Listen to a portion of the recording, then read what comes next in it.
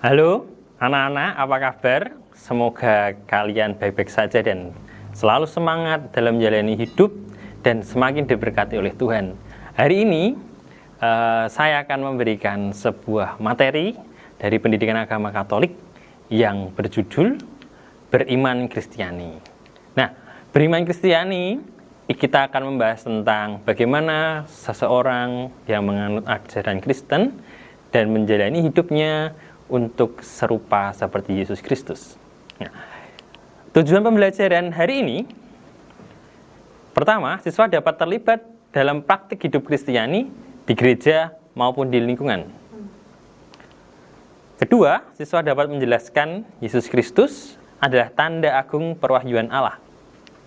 Yang ketiga, siswa dapat menjelaskan Yesus Kristus adalah sumber iman Kristiani. Siswa dapat menjelaskan Tritunggal Maha Kudus dalam iman Katolik. Nah, itu tujuan pembelajaran kita. Ada 4. Nah, sebelum kita mulai, kita berdoa dulu. Dalam nama Bapa dan Putra dan Roh Kudus. Amin. Allah Bapa di surga, demikianlah besar kasih-Mu sehingga Engkau mengutus Putra-Mu ke dunia. Semoga melalui pembelajaran ini, kami semakin yakin untuk menyandarkan hidup padanya, sehingga hidup kami makin menyerupai hidup Putra-Mu. Kami berdoa dan bersyukur di dalam nama Yesus Kristus, Tuhan dan Juru Selamat kami. Amin. Dalam nama Bapa dan Putra dan Roh Kudus. Amin. Nah, anak-anak, sebelum kita mulai, saya akan mengajak kalian untuk berliterasi dengan judul Tuhan membutuhkan tangan dan kaki Anda, atau bisa kita sebut Tuhan membutuhkan tangan dan kaki kalian. Kita akan melihat dan membaca ceritanya. Pada Perang Dunia Kedua, banyak kota di Jerman dibombardir oleh sekutu. Salah satu gereja di suatu kota kecil juga hancur terkena bom. Sesudah perang selesai, umat di kota itu beramai-ramai membangun kembali gerejanya. Ada patung Yesus yang tersalib, yang tergantung di belakang altar, yang tidak memiliki tangan dan kaki. Umat tidak memperbaiki tangan dan kaki Yesus itu. Hanya di bawah kaki salib Yesus itu mereka menulis, "Saya tidak punya tangan dan kaki. Maukah kamu membantu saya?" Kurang lebih ceritanya begitu anak-anak. Jadi dalam cerita ini dijelaskan atau diceritakan bahwa di Jerman itu ada perang pada Perang Dunia Kedua, dan di sana ada gereja yang hancur, tetapi ada salib Yesus yang tangan dan kakinya hilang. Jadi tinggal tubuhnya saja. Itu menyiratkan sesuatu yang luar biasa, di mana kita harus mau seperti Yesus, yaitu meneruskan perjalanan Yesus untuk mewartakan kabar sukacita. Nah, kita literasi Alkitab. Tadi kita literasi bacaan cerita, saat ini kita akan literasi Alkitab. Oke. Bacaan Alkitab diambil dari Matius bab 7 ayat 21 sampai 24. Bukan setiap orang yang berseru kepadaku, "Tuhan, Tuhan," akan masuk ke dalam kerajaan surga, melainkan dia yang melakukan kehendak Bapa-Ku yang di surga. Pada hari terakhir banyak orang akan berseru kepadaku, "Tuhan, Tuhan, bukankah kami bernubuat demi nama-Mu dan mengusir setan demi nama-Mu dan mengadakan banyak mukjizat demi nama-Mu juga?" Pada waktu itulah aku akan berterus terang kepada mereka dan berkata, "Aku tidak pernah mengenal kamu. Enyahlah daripadaku, kamu sekalian pembuat kejahatan." Setiap orang yang mendengar perkataanku ini akan dan melakukannya, ia sama dengan orang yang bijaksana, yang mendirikan rumahnya di atas batu. Demikianlah Injil Kristus. Terpujilah Kristus. Nah, bacaan kitab suci ini menyiratkan sesuatu yang luar biasa. di mana keselamatan itu bukan orang yang selalu mengatakan Yesus, Yesus, Tuhan, Tuhan akan selamat. Tapi bagaimana keselamatan itu ada dan bisa kita capai dengan tindakan. Saat kita mengasihi Tuhan, berarti kita harus mengasihi sesama manusia. Tidak mungkin kita mengasihi sesama manusia tapi tidak mengasihi sesama manusia tidak mengasihi Tuhan. Tapi kita mengasihi Tuhan dengan cara apa? Mengasihi sesama manusia. Itu hukum yang luar biasa. Yesus juga mengajarkan itu. Nah, selanjutnya kita jawab pertanyaan ini ya. Jadi saya memberikan beberapa pertanyaan. Yang pertama, apa yang dilakukan umat di Jerman setelah perang selesai? Kira-kira apa tadi? Nanti kamu bisa membaca lagi. Yang kedua, apa yang ditulis umat di bawah kaki salib Yesus? Yang ketiga, jelaskan maksud dari kalimat saya tidak punya tangan dan kaki. Maukah kamu membantu saya? Yang keempat, pertanyaan keempat, bagaimana perasaanmu setelah membaca cerita tersebut? Nah, ini soal rasa. Kira-kira tadi membaca kitab suci dan membaca cerita itu apa yang kurasakan? Yang kelima, dari Matius bab 7 ayat 21 sampai 24, apa yang dikehendaki oleh Tuhan dalam mengamalkan iman menurut teks Alkitab tersebut? Kira-kira apa ya? Ya, silakan kalian tulis jawabannya di buku kalian. Kita lanjutkan. Nah, mari kita perdalam materi ini. Nah, umat Kristiani menghayati karya penyelamatan Allah yang paling nyata, yang tampak dalam diri Yesus Kristus. Maka, bagi umat Kristiani, Yesus Kristus menjadi tanda agung perwahyuan Allah. Kekasan iman Kristiani terletak pada pribadi Yesus Kristus sendiri. Nah, Yesus Kristus diimani sebagai penyelamat dan menjadikannya sumber keselamatan.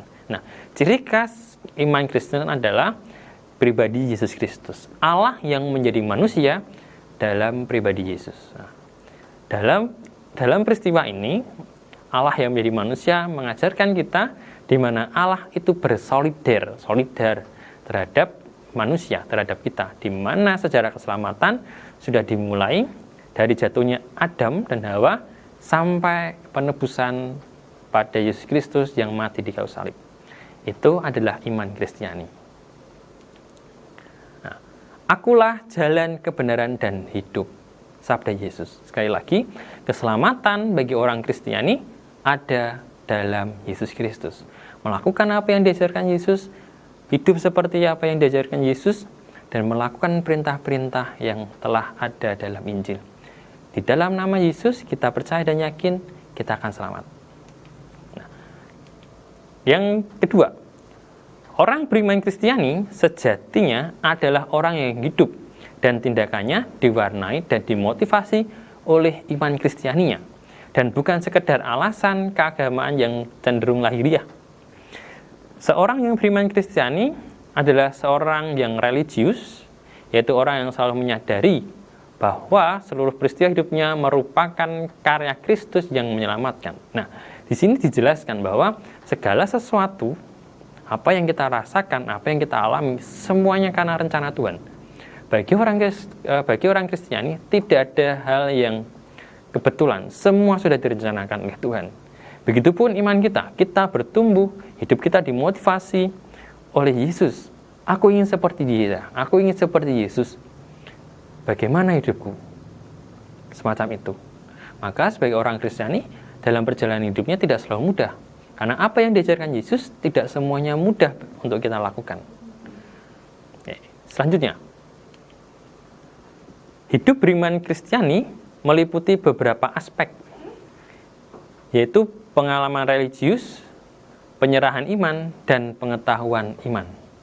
Nah, usaha mewujudkan iman Kristiani dalam hidup sehari-hari membutuhkan keteguhan hati dan sikap penyerahan diri kepada penyelenggaraan Allah seperti apa yang dilakukan oleh Abraham dan Maria. Nah, kita belajar dari Abraham dan Maria, di mana imannya mereka luar biasa hebat.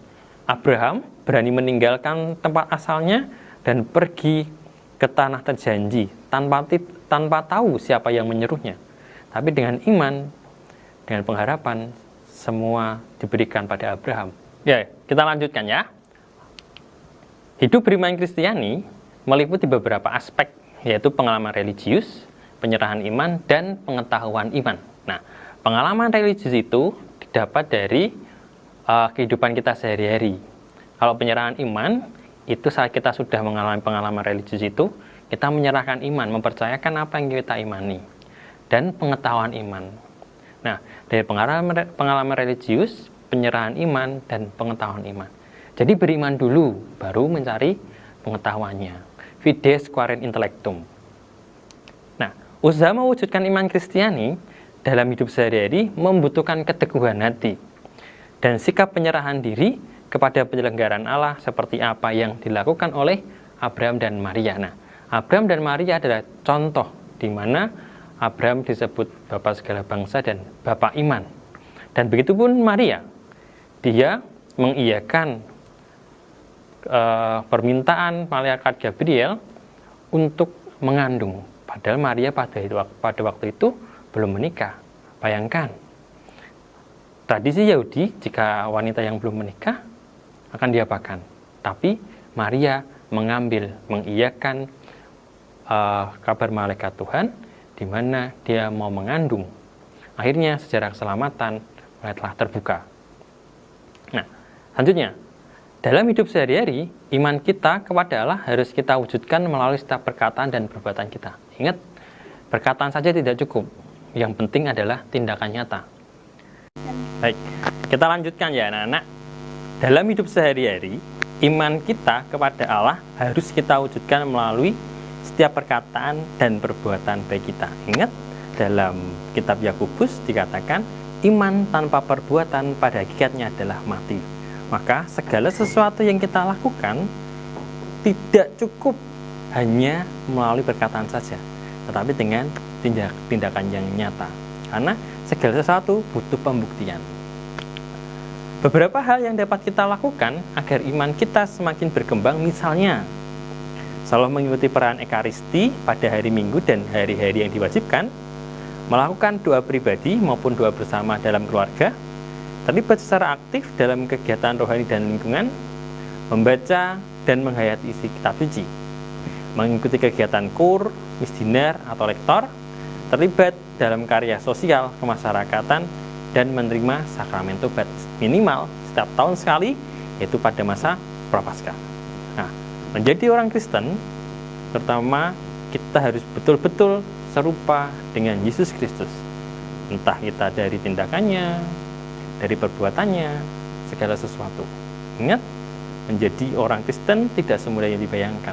Harus ada perjuangan yang harus kita lakukan untuk mencapai tujuan. Ingat, dalam Yohanes bab 14, akulah jalan kebenaran dan hidup, tidak ada seorang yang pergi ke rumah Bapa tanpa melalui aku. Itu yang berkata Yesus loh, bukan saya. Ya, oke. Anak-anak, mungkin itu saja yang bisa saya sampaikan. Sebelumnya kita berdoa dulu sebelum mengakhiri pembelajaran kita hari ini. Dalam nama Bapa dan Putra dan Roh Kudus. Amin. Allah Bapa yang kekal dan kuasa, kami bersyukur atas penyertaan-Mu dalam pembelajaran hari ini. Semoga karena bimbingan-Mu makin mengimani Kristus sebagai pedoman hidup kami, dan kami dapat menjadi perpanjangan tangan dan kakinya dalam mewartakan keselamatan bagi semua orang. Kami berdoa dan bersyukur di dalam nama Yesus, Tuhan dan Juru Selamat kami. Amin. Dalam nama Bapa dan Putra dan Roh Kudus. Amin. Terima kasih anak-anak, terima kasih atas waktunya dan atensinya. Saya mengucapkan dan selalu bahagia dimanapun kalian berada. Tuhan memberkati.